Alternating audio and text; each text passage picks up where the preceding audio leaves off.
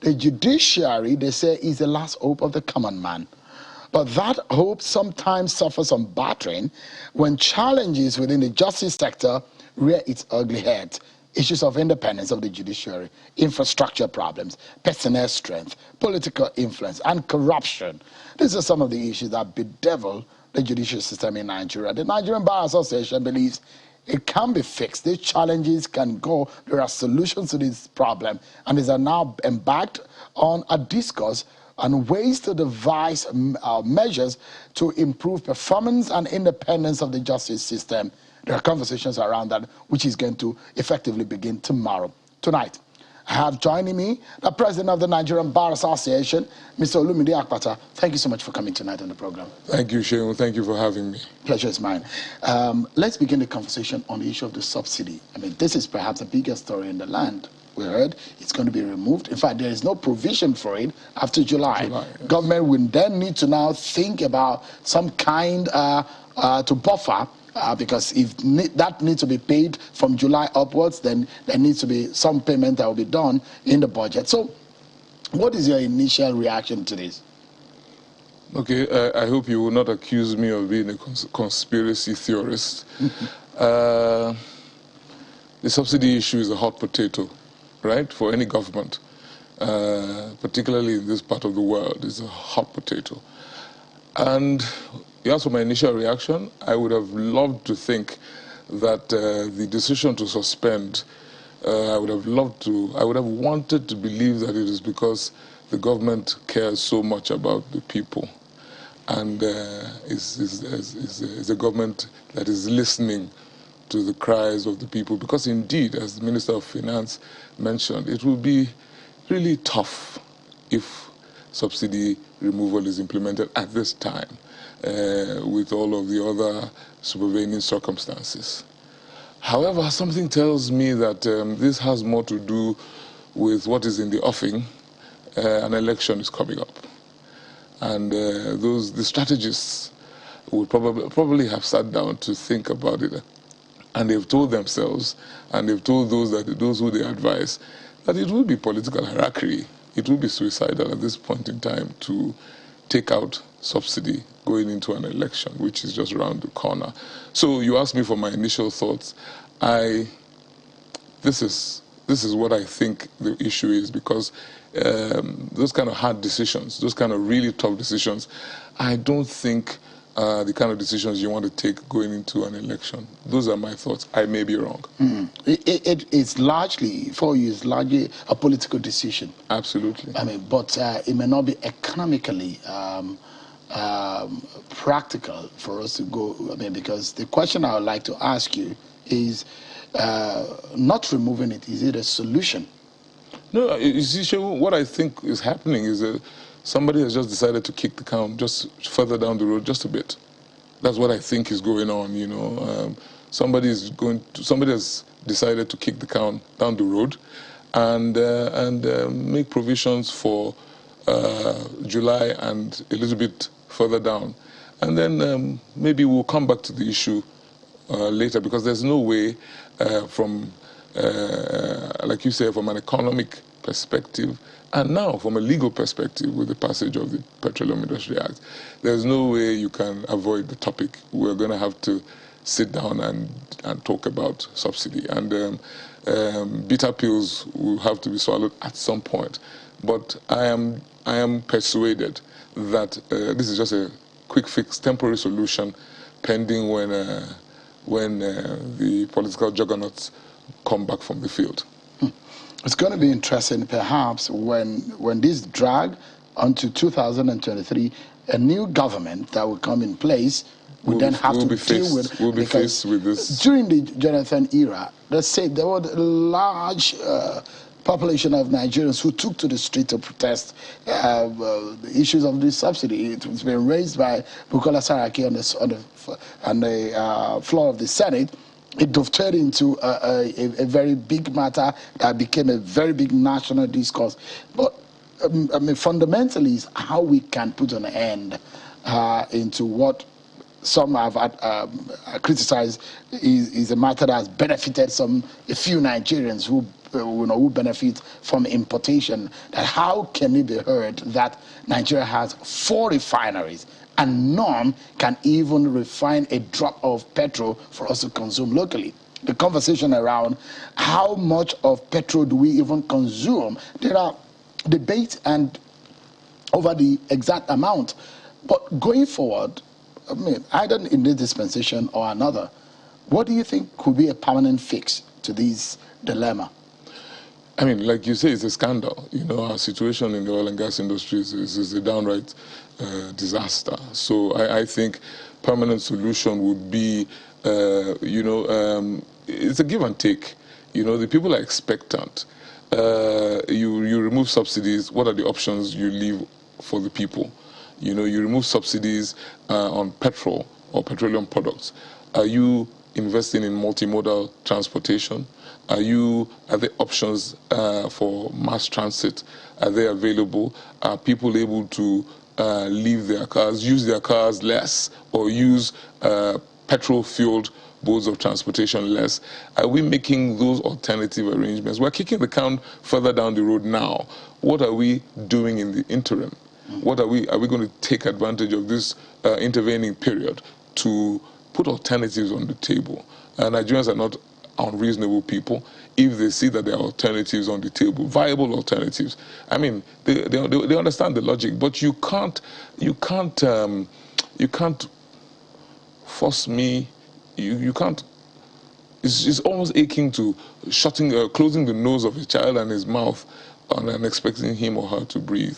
You know what I mean? There must be alternatives. There must be a way out.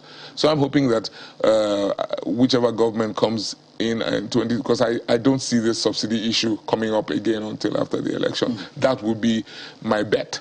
I mean, I'm not exactly a betting man, but that would be my bet. Betting sure needs some skills. Yes. To be able to look at the crystal ball and see what the future holds. Absolutely. But definitely one conversation that we definitely must have is whether our refineries will work, when it will work, when Dangote refinery also is a good news, the private sector based, but those 2 refineries, Warri and Port Harcourt, that the government said it will come on stream. Hopefully that will happen and we'll get things running. It's not rocket science, If those in leadership want the refineries to work, the refineries will work. If the refineries have become outdated, they can be scrapped and new refineries built. It's not rocket science.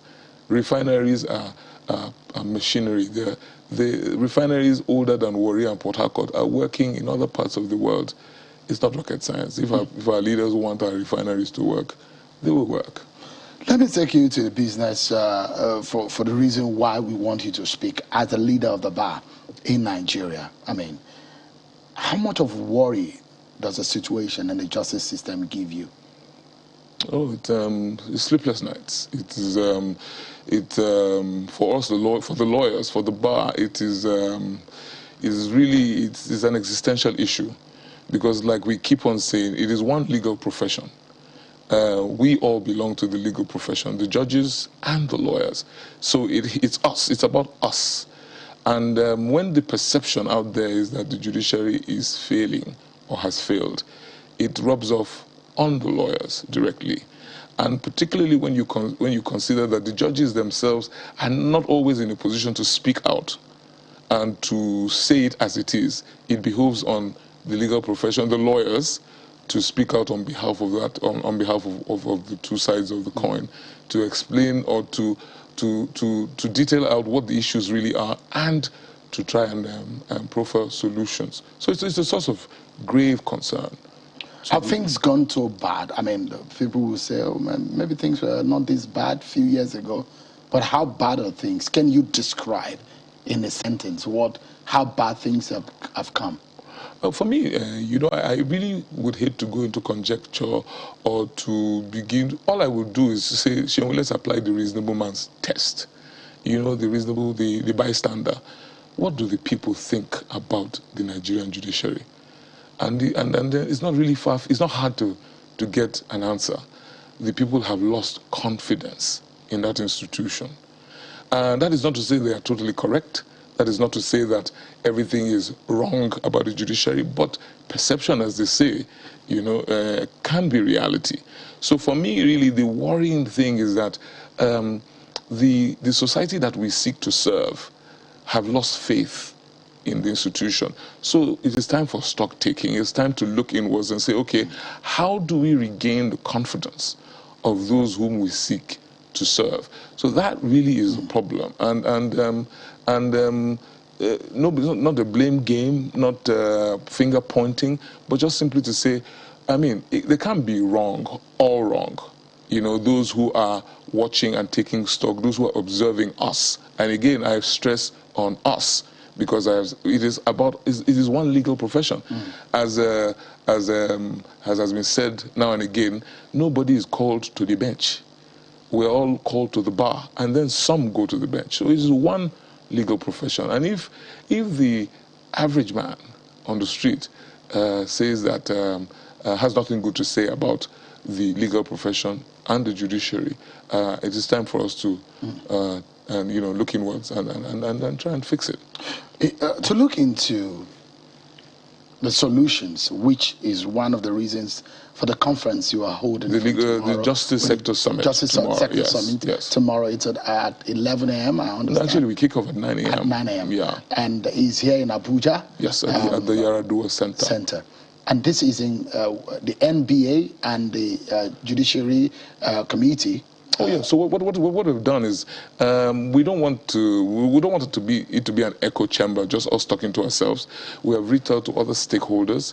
So the Nigeria Bar Association, working with the Justice Research Institute, a think tank that is really focused on the performance of the judiciary, and also with the active support of the National Judicial Council, and the UNODC, and the Konrad Adenauer Foundation.